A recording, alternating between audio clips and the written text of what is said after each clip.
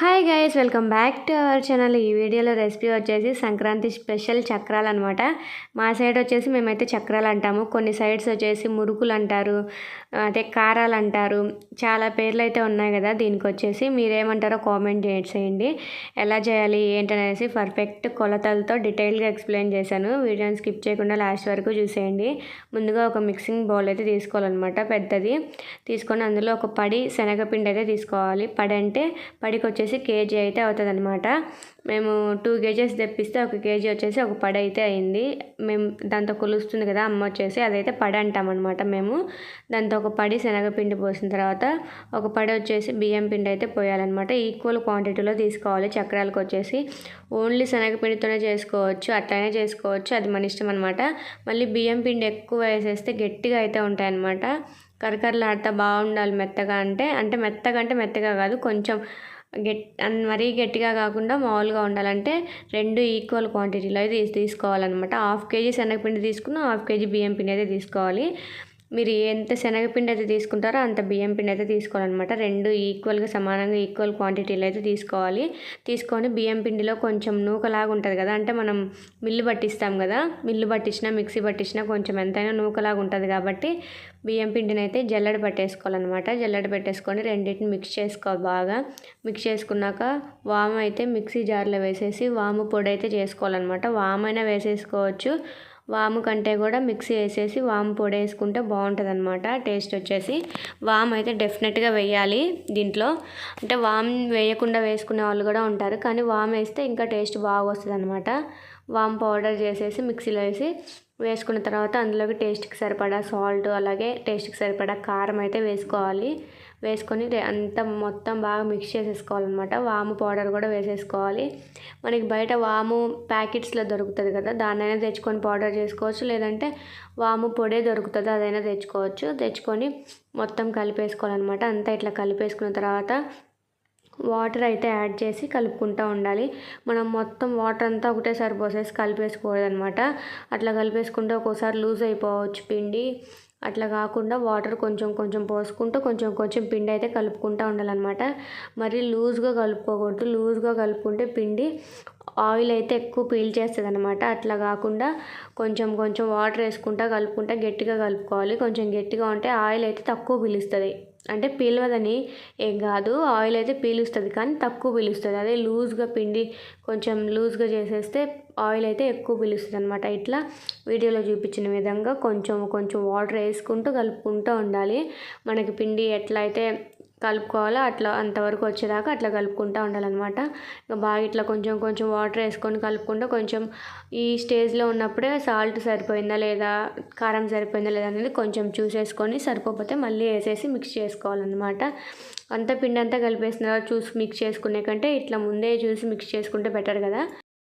అలా మిక్స్ చేసుకున్న తర్వాత మనం చక్రాల గిద్దలకు అయితే పిండిని అయితే స్టఫ్ చేసేసుకోవాలన్నమాట.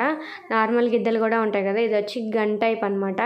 సేమ్ గన్లాగే ఉంటుంది. దాంట్లో మొత్తం పిండి అంతా ఫిల్ చేసేయాలి. చుట్టూరు అంచులకు అయితే అవ్వకూడదు అనమాట.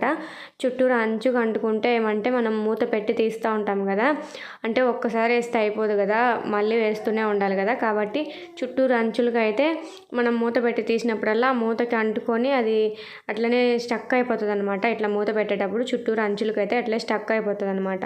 సో అందుకనేసి చుట్టూరు అంచులు కాకుండా లోపలికి మొత్తం పిండి అంతా స్టఫ్ చేసేసుకోవాలి. పైకి అది గన్నులాగా ఉంది కదా, దాన్ని పట్టేసుకొని అయితే ఆయిల్లో అయితే వత్తాలన్నమాట. మామూలు మన చక్రాల గిద్ద కంటే కూడా ఇది చాలా ఈజీ ప్రాసెస్ అనమాట. చాలా సింపుల్గా వేసేసుకోవచ్చు, అంత కష్టం అనిపించదు, చాలా బాగా వస్తాయి అన్నమాట చక్రాలు కూడా.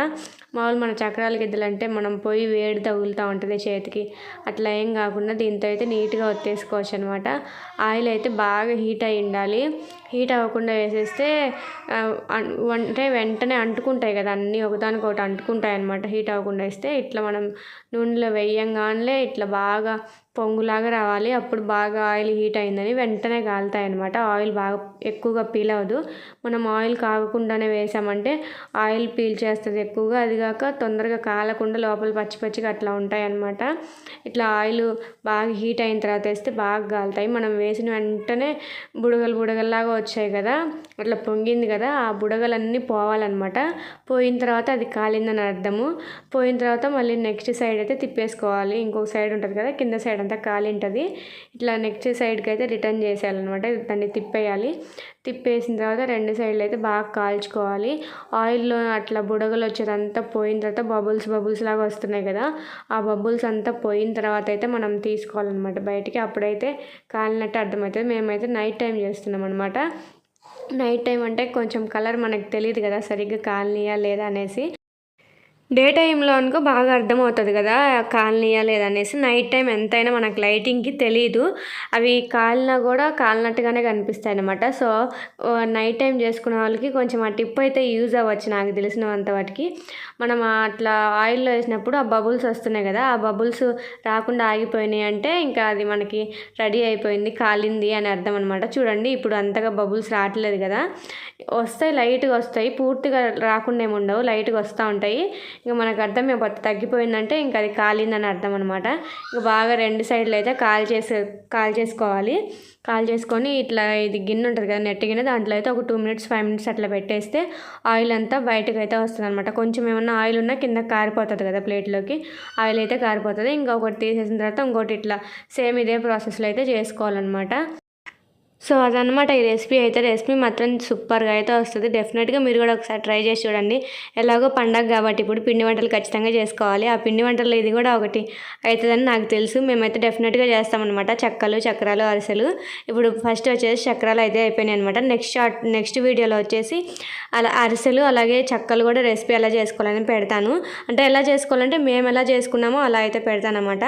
ఫైనల్గా చక్రాలు అయితే రెడీ అయిపోయాయి, చాలా క్రిస్పీగా సూపర్గా అయితే వచ్చాయన్నమాట. డెఫినెట్గా ఇదే ప్రాసెస్లో మీరైతే చేసి చూడండి. మనం ప్రాసెస్ అంతా ఏముండదు, పిండి కలుపుకునే దాంట్లో ఆయిల్లో వేసేటప్పుడే అనమాట దాని టేస్ట్ అంతా వచ్చేది. మనం వేసేదాన్ని బట్టే వస్తుంది టేస్ట్, పిండి కలుపుకోవడంలోనే అనమాట ఉన్నది అంతా. పిండి మనం కరెక్ట్గా కలుపుకుంటే టేస్ట్ మాత్రం ఎక్సలెంట్గా అయితే వస్తుంది అనమాట, సూపర్గా అయితే వస్తుంది. డెఫినెట్గా ఒకసారి మీరు కూడా ఇట్లా ట్రై చేసి చూడండి, చాలా బాగుస్తాయి. సో అదనమాట ఈ వీడియో. మన వీడియోస్ చూస్తున్నారు కానీ సబ్స్క్రైబ్ చేసుకోవట్లేదు, ప్లీజ్ సబ్స్క్రైబ్ చేసుకోండి. మన వీడియో కనుక నచ్చినట్టయితే please do like, share and subscribe to our channel. Bye guys, thank you for watching. డెఫినెట్గా ఒకసారి ట్రై చేయండి.